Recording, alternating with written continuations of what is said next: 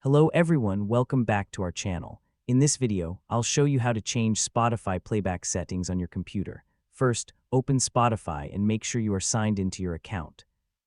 Now, open Spotify settings and scroll down to the playback section. Here, you can see the playback controls available in this version of Spotify. You may see a plus and minus decibel scale, which goes up to 12 decibels. Below that, you can see different frequency controls, including 60 Hz, 150 Hz, and 400 Hz. These controls allow you to adjust different parts of the audio. The 60 Hz control affects the lower bass frequencies. The 150 Hz control adjusts another part of the bass and low mid-range. The 400 Hz control affects the mid-range sound. To adjust the sound, simply click and drag a slider up or down.